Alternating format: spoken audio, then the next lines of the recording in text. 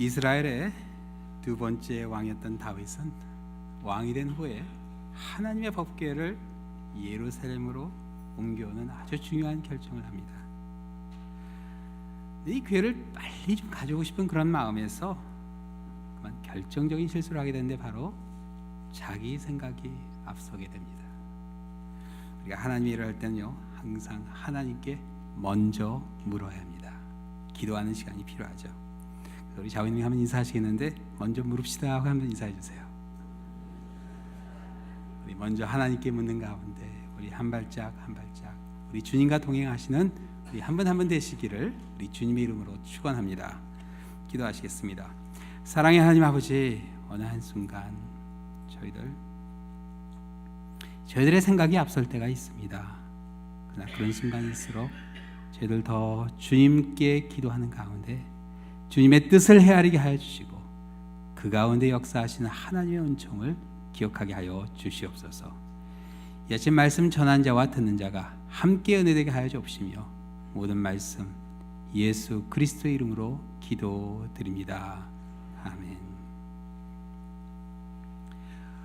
왕이 된 다윗은 율법이 새겨진 돌판이 들어있는 하나님의 궤를 바알렛 유다에서 예루살렘으로 옮겨오는 결정을 내립니다. 왜 이런 결정을 하게 되었는가? 역대상 13장 3절에 보면 다윗의 그 속마음을 우리가 알 수 있습니다. 우리가 우리 하나님의 궤를 옮겨오자 사울 때에는 우리가 궤 앞에서 묻지 아니하였느니라. 사울 왕과 달리 다윗은 하나님께 묻고자 했습니다. 이제 왕국을 세워가는데 그의 직감, 그의 판단, 그의 생각이 아니라 그 중요한 결정을 내릴 때마다 하나님의 궤 앞에 하나님의 뜻을 묻고자 했던 다윗의 너무 귀한 마음을 우리 볼 수 있습니다. 그런데 왜 진작 이 하나님의 궤를 가져오지 않았을까? 이게 가져오지 않은 게 아니라 가져오지 못한 겁니다. 여호와의 궤가 있었던 바알렛 유다는 그 당시 이스라엘 땅이 아니었습니다. 이스라엘의 적국 블레셋 사람들의 땅이었기 때문에 그렇습니다. 마치 우리가 평양 대부흥이 일어났던 평양 그곳에 가서 예배를 지금 드릴 수 없는 것처럼 이스라엘 백성들은 가고 싶었지만 갈 수 없는 그곳이었어요. 아니, 하나님의 궤가 왜 블레셋 사람들의 땅이 있었을까? 그건 다른 이유에서가 아니라 엘리 제사장 때 그만 이 이스라엘 백성들이 하나님의 궤를 가지고 전쟁에 나갔다 진 겁니다. 하나님의 뜻과는 상관없이 나갔다가 져가지고 그 궤를 뺏겼어요. 얼마나 부끄러운 일입니까? 근데 다윗 왕의 전임자 사울 왕은요 40년 동안 통치하며 상관하지 않았어요. 아예 관심이 없었습니다. 근데 상황이 변하게 돼요. 오늘 보면 바로 전에 5장에 있는 내용에 보면요, 다윗이 하나님의 명령에 순종해서 예루살렘 북쪽에 있던 게바에서 지중해 해안까지 거기 있던 게셀까지 정복하게 됩니다. 그래서 그 사이에 있던 바알렛 유다가 이스라엘 땅으로 귀환됩니다. 법궤가 다시 이스라엘 백성들의 손에 돌아오기까지 걸린 시간은 60년 정도 추산합니다. 얼마나 감격이었을까 싶어요. 야, 하나님의 법궤가 우리 품에 돌아왔구나. 그들의 소원이 아니었을까 싶어요. 우리에게도 그런 소원이 하나 있죠. 통일이죠. 저는 죽기 전에 통일을 꼭 봤으면 합니다. 그래서 간절히 기도해요. 통일되면 비행기표 사가지고 갈 겁니다. 막지 마세요. 당시 많은 사람들의 그 소원 또한 아마 법궤를 한번 보고 죽었으면 하는 그런 마음이 아닐까 싶어요. 법궤가 이스라엘 땅으로 돌아온 것을 보았으면. 근데 그렇게 힘들게 되찾은 법궤를 어떻게 다시 변방이 될 수 있겠습니까? 다윗은 그 궤를 예루살렘으로 옮겨오는 계획을 세웁니다. 그래서 오늘 본문 1절에 보면요, 아주 대대적인 준비를 합니다. 공식적으로 동원된 인원만 해도 3만 명이었어요. 3만 명이 도대체 얼마나 된지 여러분 상상이 잘 안 되시죠? 이번에 평창 올림픽에 동원된 자원봉사자 인원이 16,000명이었어요. 여러분 그 2배예요. 그 스케일이 상상되시죠? 온갖 악기를 연주하는 주악대가 앞에 서고 수레에 실린 법궤를 아비나답의 두 아들 악사, 웃사와 아효가 몰고 뒤에는 3만 명이 따라가게 됩니다. 그리고 이 광경을 구경하려고 모였던 인파가 얼마나 대단했을까 싶어요. 다 백성들의 눈에 비친 다윗의 모습은 정말 승승장구하는 군주의 모습으로 확실히 비춰졌습니다. 이 어깨가 한번 으스해질 수 있는 그런 순간이 아니었을까 싶어요. 야, 하나님이 나를 이렇게 축복해 주시는구나. 그런데 생각지 않은 일이 일어납니다. 법궤가 올려진 수레를 끄는 소들이 갑자기 뛰게 돼요. 그리고 수레가 흔들리니까 수레를 몰던 웃사가 엉겹결에 그냥 그 법궤가 혹시 수레에서 떨어질까봐 그 법궤를 붙들었는데 하나님이 그를 치십니다. 그리고 목숨을 잃게 돼요. 민수기 4장 15절에 보면요, 궤를 매도록 허락된 레위 사람들, 고핫 자손들조차도 궤에 손을 대면 죽는다고 엄한 경고가 있었습니다. 그러나 웃사의 경우는 좀 예외가 돼야 되지 않을까 하고 생각할 수 있어요. 왜냐하면요, 웃사는 바알렛 유다에, 그러니까 블레셋 사람들에게 점령되었을 때 도망 나오지 않고 그것을 법궤를 지켰던 그런 신실한 사람이었어요. 고의도 아니고 실수로 잠깐 그 법궤에 손을 댄 것뿐인데 하나님께서 죽이실 필요까지 있었을까? 뭐 이런 생각 할 수 있지만 하나님의 생각은 다르셨습니다. 축제의 분위기가 한순간에 깨져버립니다. 그리고 무리는 그날 새 행렬로 흩어지게 됩니다. 다윗의 무리는 예루살렘으로 돌아오고 웃사의 아버지 아비나답은 죽은 아들의 시신을 가지고 바알렛 유다로 돌아가고 하나님의 궤는 가드 사람 오벳 에돔의 집으로 메고 가게 됩니다. 뭐가 잘못된 건가요? 하나님의 궤가 예루살렘에 오는 건 참 좋은 일인데 아니 왜 이렇게 되어버렸을까? 역대상 14장에 보면요, 예루살렘에 돌아온 다윗은 한동안 정신없이 일에 몰두합니다. 아마 생각하고 싶지 않았을 거예요. 그렇죠? 백향목으로 왕궁을 짓고 블레셋을 토벌해서 왕국의 영토를 확장합니다. 그런데 어느 한순간 다윗이 깨닫게 돼요. 왜 하나님께서 웃사를 치게 되셨는지 깨닫게 돼요. 깨달으면 역대상 15장이 이렇게 나와요.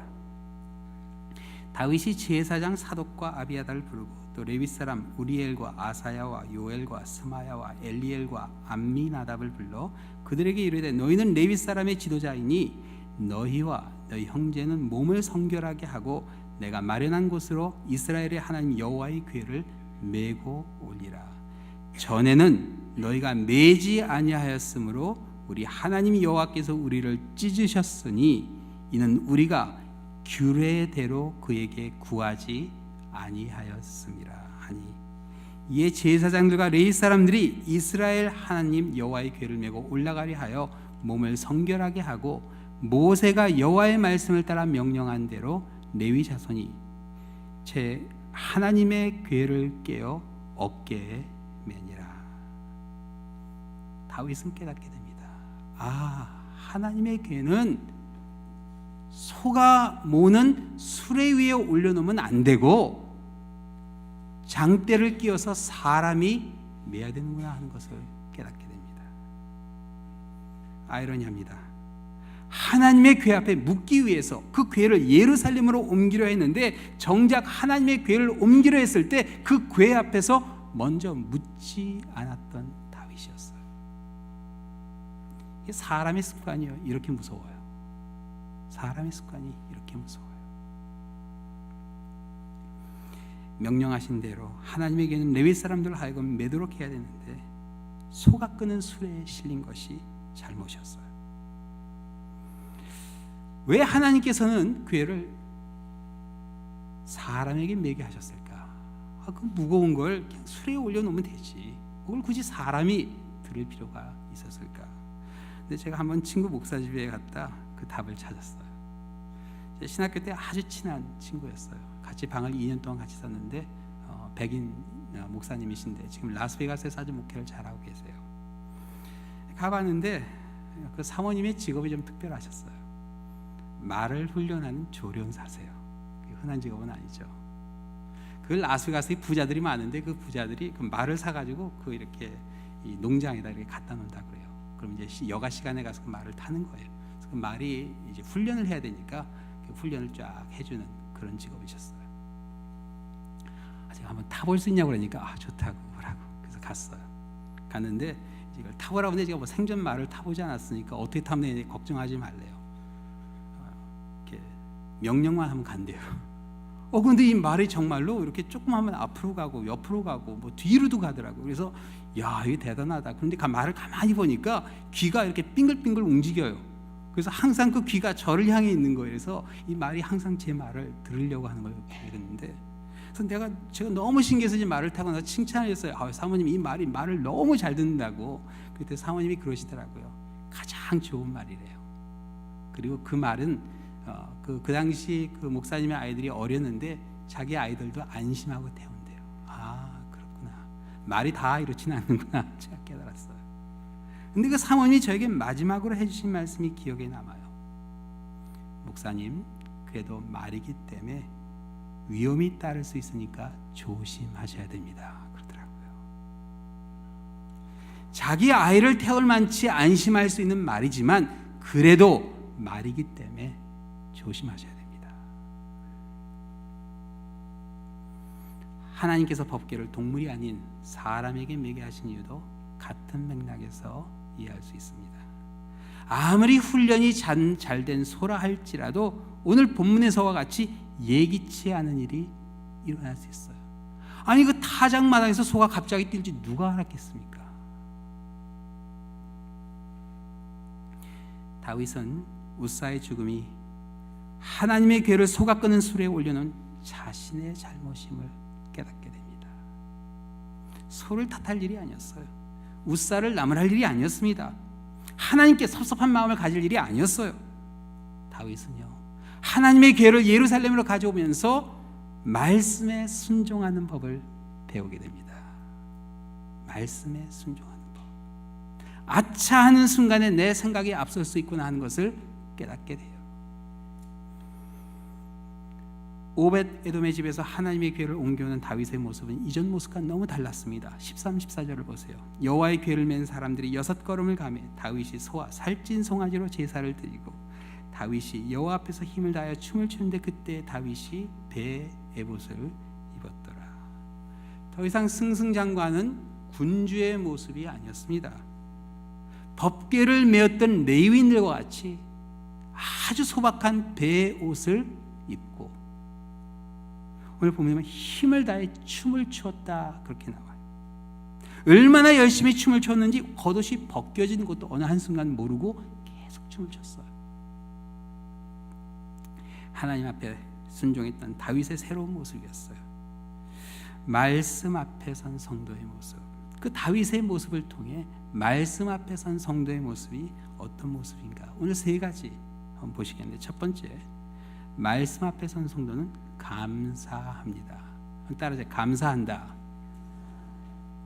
감사합니다. 법궤가 어떻게 움직이죠? 6걸음 움직일 때마다 소와 살찐 송아지로 하나님께 제사를 드려요. 6걸음이면요, 여기서 저기 사회석까지입니다. 뭐 여기서 저 정문까지도 아니고 파킹장까지도 아니고 이 6걸음하고 제사를 드리는 거예요. 얼마나 걸렸을까 싶어요.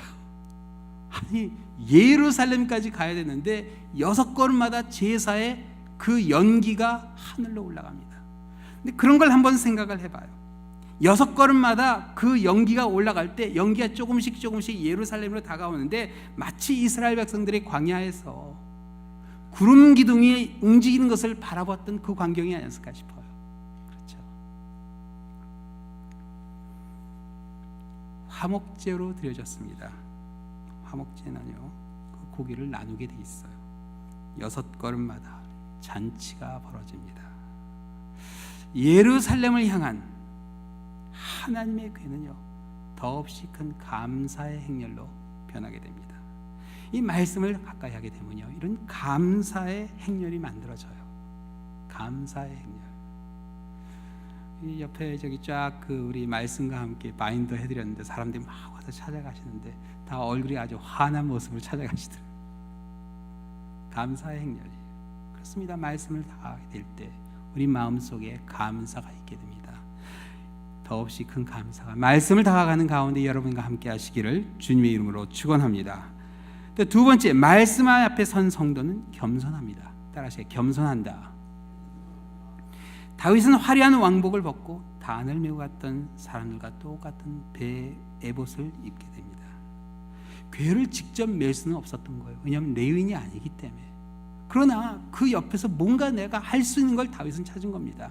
그냥 서 있을 수는 없으니까 다윗은 어떤 은사가 있었죠? 음악적인 은사가 있었어요. 그래서 하나님 앞에 춤을 추기 시작했어요. 내가 할 수 있는 거, 있는 모습 그대로 하나님을 섬겼어요. 어떤 춤을 췄을까요? 구약 성경에는 춤으로 번역된 히브리어가 여러 개 있어요. 라카드, 마홀, 훌, 그리고 하가드. 이게 다 춤과 연관된 단어인데요. 그 다 다른 종류의 춤을 의미합니다. 근데 오늘 이 본문에 나오는 이 춤이란 단어는 조금 특별해요. 이 본문에 딱 한 번 나와요. 카라라는 히브리어인데 빙빙 돈다는 어원을 갖고 있습니다. 다윗이 법궤 앞에 췄던 춤은 세상 사람들이 췄던 막춤이 아니었어요. 하나님의 그 말씀을 사모하며 췄던 그런 춤. 춤을 추며 예루살렘에 입성한 다윗의 모습을 왕궁에서 바라본 부인 미갈은요, 심중에 그를 업신여겼다 그렇게 해요. 왕이 채통을 차려야지 사람들 앞에서 어떻게 춤을 출 수 있을까 그렇게 생각한 거예요. 그런데 다윗은 그렇게 생각하지 않았어요. 오늘 보면 바로 다음에 나오는 21절에 보면요, 다윗은 그를 천하게 생각했던 미갈에게 이렇게 이야기를 했어요. 이는 여호와 앞에서 한 것이라. 누구 앞에서 한 거예요? 여호와 앞에서 한 것이라. 저는 참 멋진 말인 것 같아요. 이는 여호와 앞에서 한 것이라. 우리가 하나님을 섬길 때요, 정말 하나님 앞에서 하는 것이라 생각하며 섬겨야 돼요. 그렇죠? 사람들을 의식하고 사람들에게 보여주고 뭐 인정받고 칭찬받고 아닙니다. 여호와 앞에서 한 것이라. 다윗은요, 하나님의 은혜에 감사하는 가운데 자신을 낮출 수 있는 데까지 낮췄어요. 그래서 왕이 아닌 거기는 한 군 중의 한 사람으로 자신을 낮춥니다. 하나님의 말씀에 순종하는 참된 성도의 모습입니다. 또 세 번째, 말씀 앞에 선 성도는요, 함께 나눕니다. 따라하세요. 함께 나눈다. 15절입니다. 다윗과 온 이스라엘 족속이 즐거이 부르며 나팔을 불고 여호와의 궤를 메어 오니라. 하나님의 궤를 수레에 실어 마치 전리품을 운송하듯 예루살렘으로 가져갔다면 사람들의 마음이요, 이렇게까지 모아지지는 않았을 겁니다. 아마 사람들이 어느 한순간 그렇게 다윗을 비난했을지 몰라요. 예루살렘으로 궤를 옮긴 것은 다윗의 그 정치적인 목적과 왕권 수립의 수단이었다. 그러나 6걸음마다 드려진 그 제사를 통해서 온 이스라엘 백성들이 모여 함께 감사하고 하나 되는 그런 시간이 됩니다. 그리고 다윗은요, 모여든 그 사람들을 빈손으로 집에 돌아가게 하지 않았어요. 18, 19절이죠. 다윗이 번제와 화목제 드리기를 마치고 만군의 여호와의 이름으로 백성에게 축복하고 모든 백성 곧 온 이스라엘 무리와 남녀를 막론하고 떡 한 개와 고기 한 조각과 건포도 떡 한 덩이씩 나눠주며 디저트까지 나오셨어요. 건포도 떡까지. 모든 백성이 각기 집으로 돌아가니라. 말씀을 많이 읽으면 읽을수록 풍성해져야 됩니다. 자, 요즘 이제 구역 신방하면서 얼마나 감사한지 몰라요. 말씀을 함께 나누는 그 자리에 얼마나 풍성한지 모릅니다. 성도들의 사랑이 모아지는 그런 자리예요. 다윗과 같이 정말 말씀을 가까이 하는 건데 그 가운데 그 은혜가 우리 구역에서 선교에서 함께 나뉘어져야 됩니다.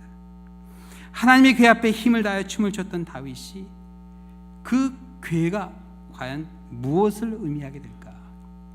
시편 19편에 보면 다윗이 했던 신앙 고백이 이렇게 나옵니다. 여호와의 율법은 완전하여 영혼을 소생시킴이시며 여호와의 증거는 확실하여 우둔한 자를 지혜롭게 하며 여호와의 교훈은 정직하여 마음을 기쁘게 하고 여호와의 계명은 순결하여 눈을 밝게 하시는도다. 여호와를 경외하는 도는 정결하여 영혼까지 이르고 여호와의 법도 진실하여 다 의로우니 금 곧 많은 순금보다 더 사모할 것이며 꿀과 송이꿀보다 더 달도다. 또 주의 종이 이것으로 경고를 받고 이것을 지킴으로 상이 크니이다. 자기 허물을 능히 깨달을 자 누구리요? 나를 숨은 허물에서 벗어나게 하소서. 또 주의 종에게 고의로 죄를 짓지 말게 하사 그 죄가 나를 주장하지 못하게 하소서. 그리하면 내가 정직하여 큰 죄가에서 벗어나겠나이다. 나의 반석이시오 나의 구속자이신 여호와여, 내 입의 말과 마음의 묵상이 주님 앞에 연락되기를 원하나이다. 여러분, 말씀의 권능, 말씀의 능력은요, 죄에서 구원하는 능력입니다. 여러분, 이 성경 말씀은요, 우리를 죄에서 자유하게 해주는 그 권능이에요. 마지막 때를 살고 있는 우리에게 하나님께서요, 괴에 담긴 돌판이 아닌 살아있는 돌을 주셨어요. 바로 하나밖에 없는 독생자 예수 그리스도를 우리에게 보내주시고 죄사함의 축복을 약속해 주셨습니다. 이제까지 예수님께서 멀리 변방에 있었다면 이제 가까이 모셔올 때가 됐습니다. 우리 마음으로. 그동안 예수님께 묻지 않았다면 이젠 예수님께 물을 때가 되었습니다. 죄와 인생으로 지친 영혼들에게 예수님께서 우리에게 해주신 말씀이 있죠. 수고하고 무거운 짐진 자들아 다 내게로 오라. 내가 너를 쉬게 하리라. 나는 마음이 온유하고 겸손히 나의 멍에를 메고 내게 배우라. 그리하면 너희 마음이 쉼을 얻으리니 이는 내 멍에는 쉽고 내 짐은 가벼움이라. 마음의 쉼을 얻을 수 있습니다. 예수님의 멍에는요 쉽고 짐은 가벼워요. 왜냐하면 대신 지어주시기 때문에 그렇습니다. 신나는 말씀이죠. 다윗과 같이 춤이라도 추고 싶은 그런 마음이 듭니다. 우리 이 사순절 기간 예수의 말씀을 듣는 가운데 감사하게 되고 겸손하게 되고 함께 나누는 역사가 우리 여러분의 각 구역에서 가정에서 이루어지시기를 우리 주님의 이름으로 축원합니다. 기도하시겠습니다. 사랑의 하나님 아버지,